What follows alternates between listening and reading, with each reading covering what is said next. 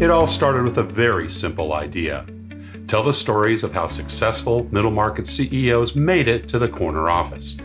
I'm Brant Handley, founder and managing director of Resource Options International, or ROI. We're the USA's premier executive search firm focused exclusively on empowering middle market companies to attract, hire, and retain A players while transforming top executives' careers and lives.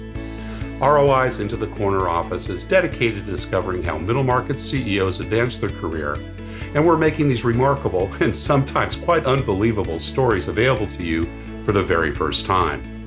Listen and learn about the challenges they've overcome, the interesting people they've met along the way, and the lessons learned that steered these executives' unique journey into a middle market corner office of their own. I know you enjoy these CEO stories as much as I've enjoyed recording them. So thank you for listening today. And if you like what you've heard, rate us on iTunes or wherever you get your podcasts. I'm looking forward to you joining me on the next great middle market CEO adventure into the corner office.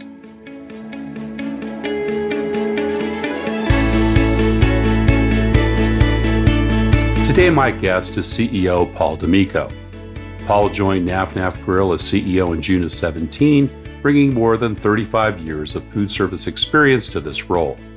His love for culinary arts began working in his dad's catering business at a young age, washing dishes and preparing food. Paul attended Johnson & Wales University, earning degrees in culinary arts and hotel restaurant management. Paul Damico, welcome into the corner office.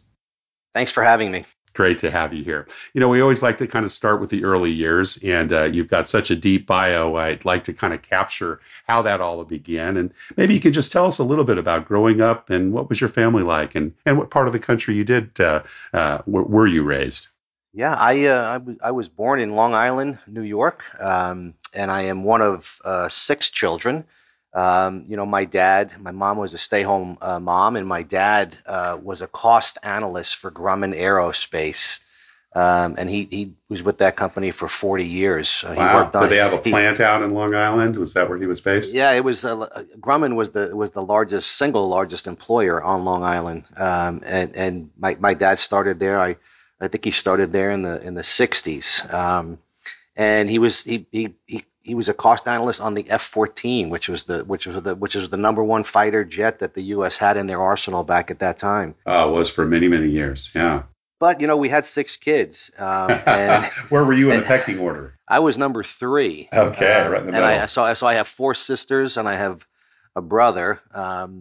And my dad needed to work part-time, and so every Friday night, all day Saturday and Sunday, my dad was a maitre d' in a catering establishment out in Eastern Long Island, in the Miller Place Inn, it was called at the time, and that's really how I started to cut my teeth, because I was dragged there in the early years as a 10th grader and an 11th grader when there were really no labor laws or minimum wage, and I would work every Friday night. I would do a wedding on Fridays. I would do 2 weddings on Saturdays, and I would do a wedding on Sunday. And I did that throughout my entire 10th, 11th, and 12th grade. And now, were you paid for that, or was that considered room and board? No, I was paid. I think I was paid like $2 an hour. Right, that sounds about the right wage back then. But what I learned at such a young age is that what a tip was.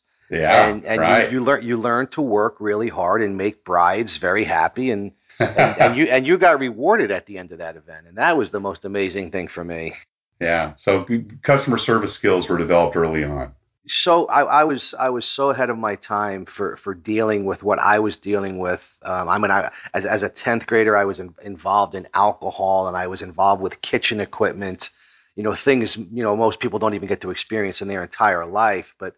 And I was involved with alcohol as a high schooler, of course, has a very different meaning for most of us. I think you're referring to managing it, right? Yes, I did that too, of course. But I was a kid in a grown-up's world, and everybody that I worked with was in their 30s and 40s and 50s, and these double were your age or more. Way. And I think I matured. Faster than most kids my age that were worrying about finals in 10th grade. So mom was stay at home. Dad had kind of the side business. Who were some of the other early influencers in your life?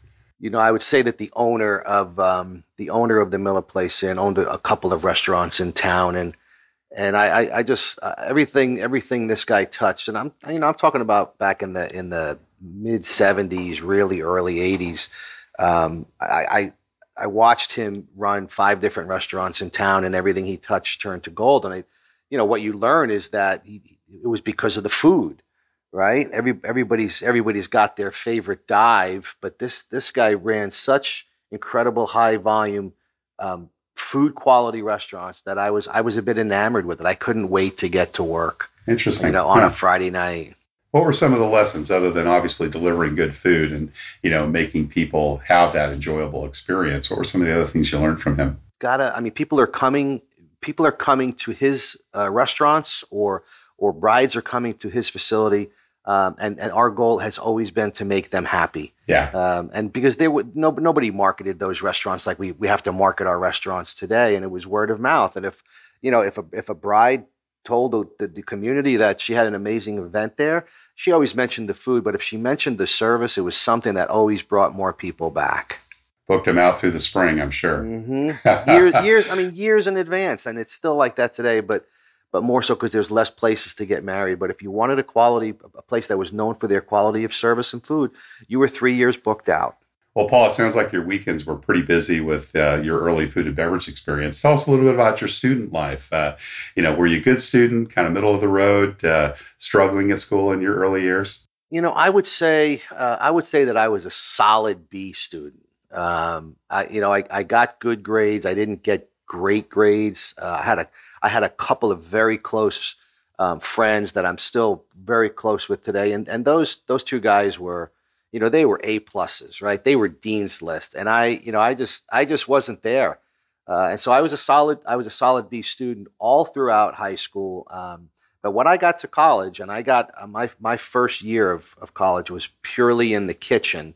I was an A student, Oh, really? absolutely an Turn A it on then. student. Yeah. I just, Well, I you were just, studying something you loved, right? That's I a big was difference. studying something I loved, and it was also very, very practical. So I had a knife in my hand every day, right? And I was making something, and then and it's when you get done with your whether it's garde manger or soup or Asian, whatever class we were in, at the end of the class, you got to see what you did, and people actually ate your food, and so there was a level of satisfaction there that I never got from getting a good grade on a test.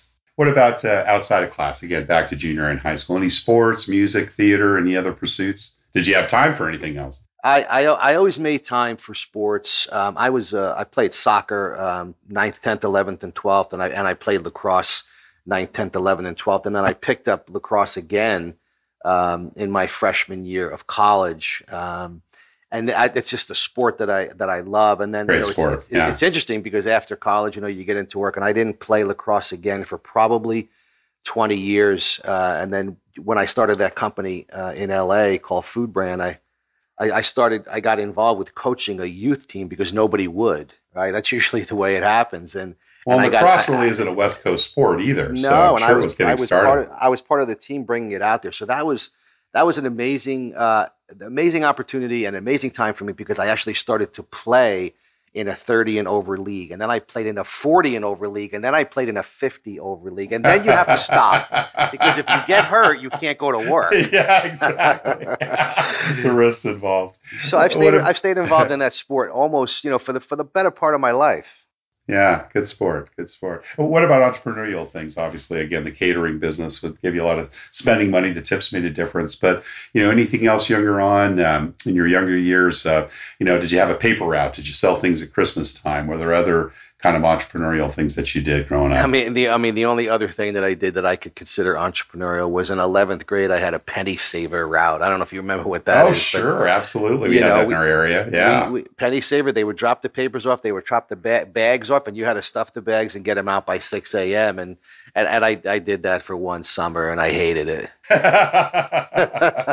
You got other customer service experiences, Yeah, right? Didn't need to go yeah. and collect on that. So moved on to college. Obviously, you chose something you loved, and that's a real consistent message we hear a lot from other CEOs.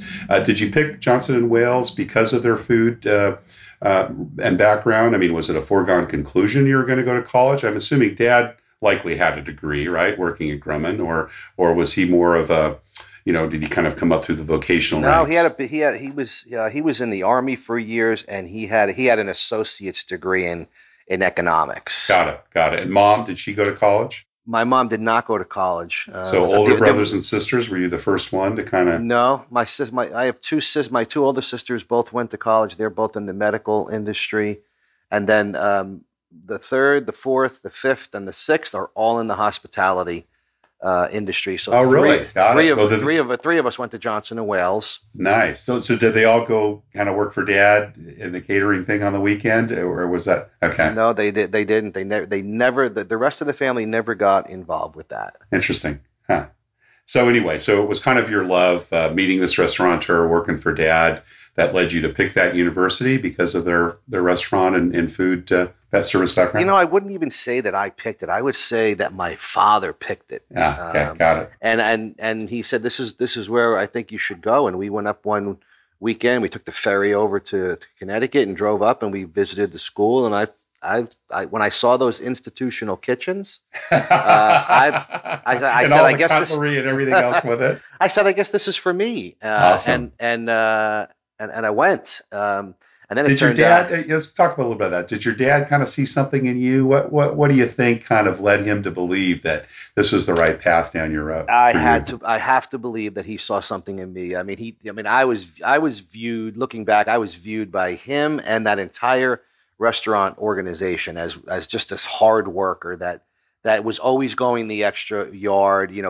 When there were 500 pounds of dishes to hump up the stairs, I was the guy that grabbed it and ran them up.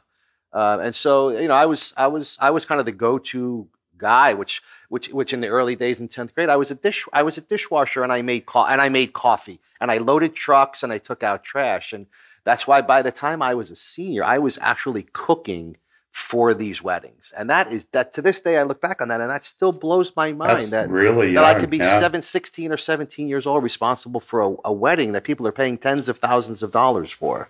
And you mentioned your willingness to lug 500 pounds of dishes. Were you the kind of guy that kind of raised your hand or would do anything? I mean, tell us a little bit about your attitude on that job, because it's hard work. I did catering work when I was in college. I think like you, I did it for about 6 months and said, this is it. I'm out of it. But, what was your attitude? Kind of I love the work. I love the work. I was always the first one there. I was always the last one to leave. But I was also known as the guy that liked to play as hard as he worked, right? So that's something that has followed me my entire career, and it's something that I still, if you could say, teach or mentor that to the teams that I lead. We're going to work hard, but we're also going to play just as hard, and it's not just work and go home. It's I have certain things that I have layered into my career that are important to me that I teach other people. And Happy Hour Thursdays is one that every company I've led, people are enamored with that. They look forward to Thursday and getting out of here at 3:30 and going to a bar and let's have a social hour. And so that's something that you learn at a very young age, because all of those people that I was around that were adults, they would party hard after a wedding. They'd break out the beer and they'd start drinking, and I'm not even the legal drinking age yet, but they're handing me Budweisers. Right, cool. So went on to college, great education there. Did your 4 years. What was that first job that you took coming out, and why? My first job out of college. Out of college, yeah.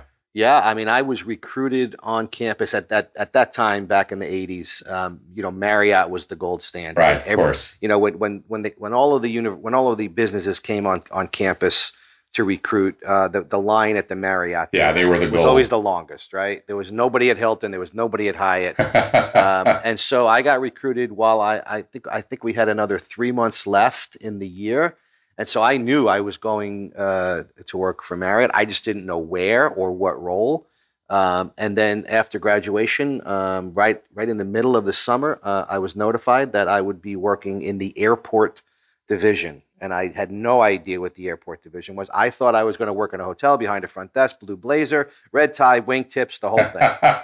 And my first job was food service. Yeah, my first job was out of college was an assistant manager in the JFK International Arrivals Building.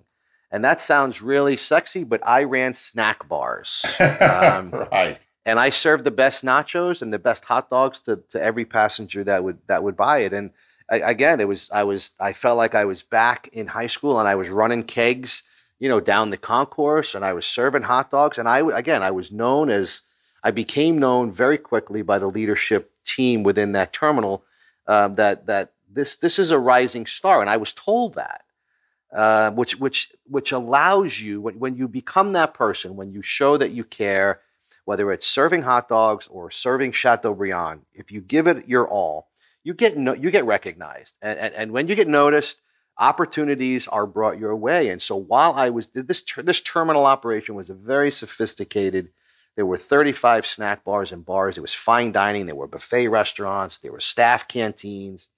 And I got to play in every aspect of the institutional food service business while I was in that terminal, purchasing, receiving. At 20 years old, 22 years old. 21 years old. And so, I was at JFK for about a year. I was then asked to go to Newark on a special project to help fix things there. Then I was asked to go to LaGuardia, fix things there. And then my opportunity really came about, and I was asked to relocate to Boston. And I said, wow, I've hit the big time. I'm going to go be, a general manager of one of the terminals, which my wife and I were just getting married. We got married, and our honeymoon return flight went to Boston. So we started our lives together in Boston. And I ran terminals there. And then I got relocated to Washington Dulles Airport, and I ran the airport concessions there. And then I was asked to move to Bethesda, the Golden Palace of Marriott. Before we get there, a couple of early questions. Yeah, sure. Did they move you into leadership right away? In other words, were you managing people from day one? Did you start more as an individual contributor? Tell us a little bit about that evolution. No, out of the gate, I was not managing people. I was managing concessions. But before, so when did you move into that leadership role? Was it during this transition from terminal to terminal and airport to airport? It was when I first moved to, when they relocated me to Boston. Boston, got it. So the special projects work, I was not managing people, but when I was moved to Boston, I was managing 6 supervisors and an administrative role, and so that's when I really started to feel responsible for people's careers. Yeah, what do you remember about that first time you started managing people? I didn't enjoy it at first because there were so many different personalities. There were some hard workers. There were some lazy people, and that the whole lazy thing was never in my realm. So it's I needed some coaching from my supervisor on how to deal with that. And again, I was afforded all of those kinds of luxuries of one-on-one time with my boss, where I could really have an open conversation about how to deal with somebody.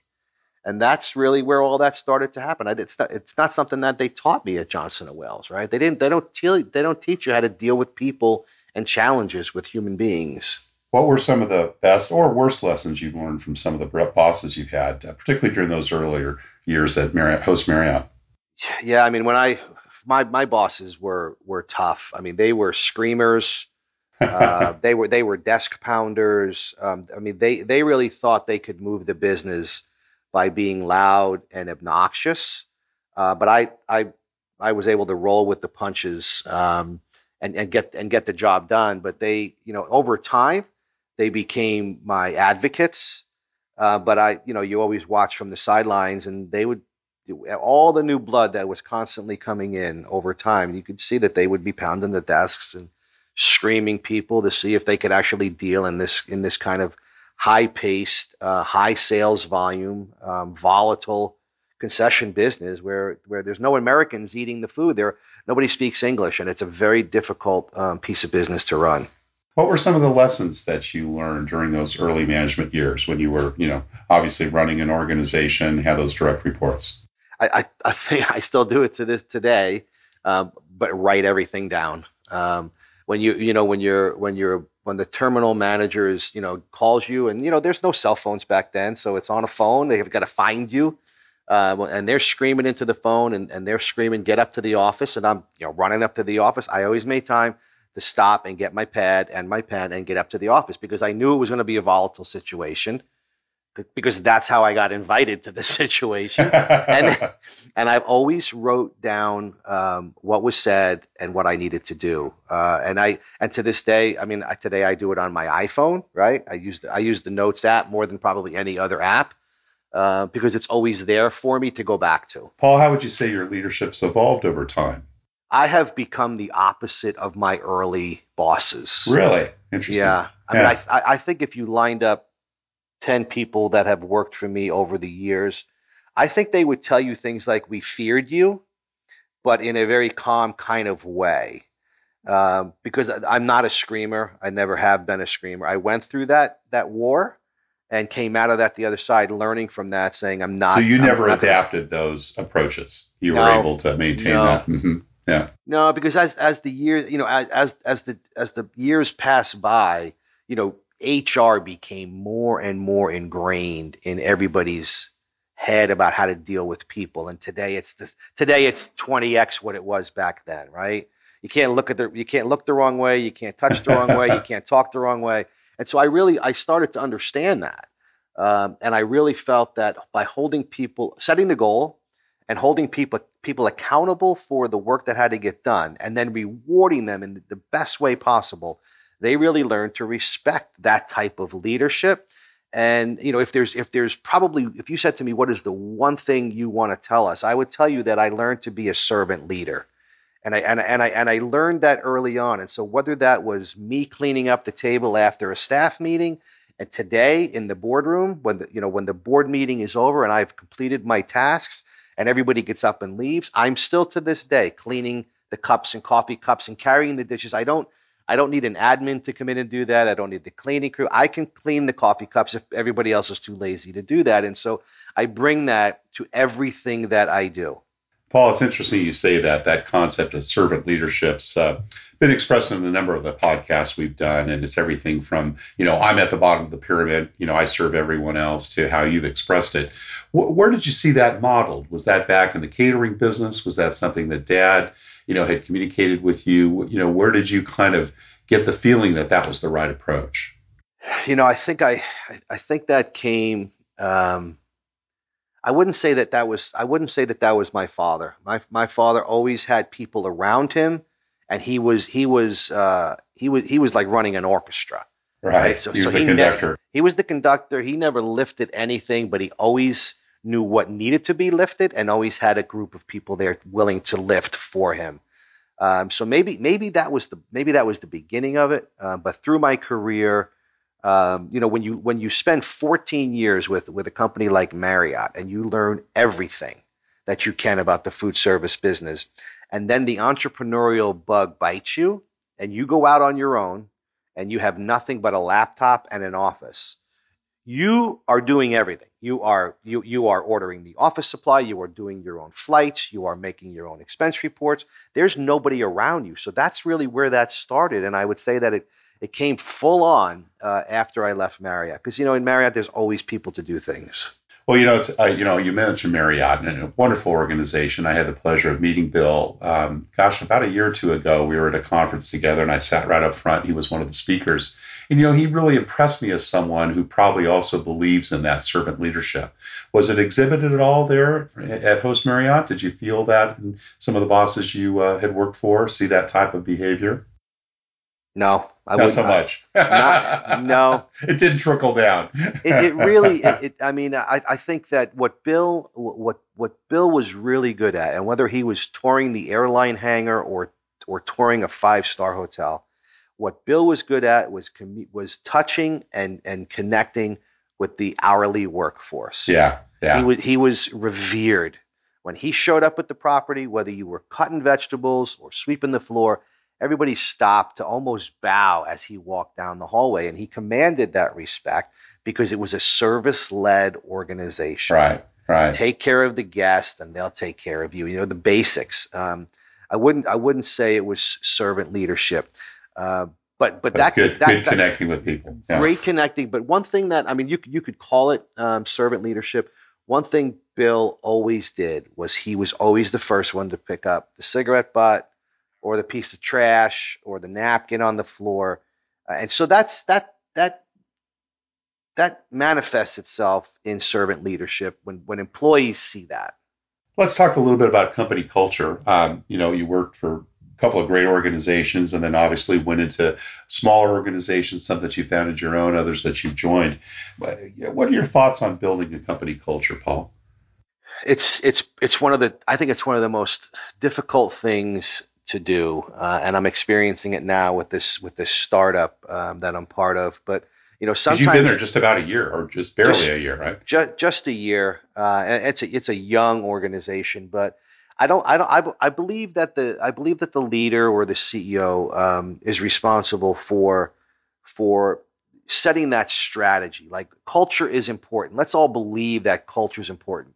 There may not be a culture somewhere today, but let's all agree that culture is important and that we all play a role in what that means. And that culture can be, work hard, play hard. That culture can be teamwork. One of the things I've always found helpful is to put things on the walls that talk about how the culture can start to evolve. So today in my organization here, we've created this thing called the Designed Alliance, right? And all that means is this is how we're going to work together. We're going to respect each other. We're going to have extreme candor. We're going to have trust, and we're going to be present. Those are the attributes of how we're going to work together, and that's the building block of a culture. And when you all agree, and we did this as a team. We brought in a consultant. We spent 2 days off site. We talked about what culture meant. But when you say things like you have to be okay with extreme candor, that's easy to put on a poster. That is really difficult when someone stands It's in really front of hard to you, hear. right? And someone Right, stands right. up in a room and they go, "You're a silent liar." That's no, what? But I think it's for a company that's a startup like the one I'm leading Absolutely. now. It's Yeah. the way you start. It's when you join an organization that's been there for years and has had culture shifts over the years that it's very difficult. It changes over time. Let's shift a little bit to about, kind of bringing people on board. Paul, what do you look for when you're making bets on the people you invest in? There's one thing that I always do, no matter what organization I'm in and no matter what role I have.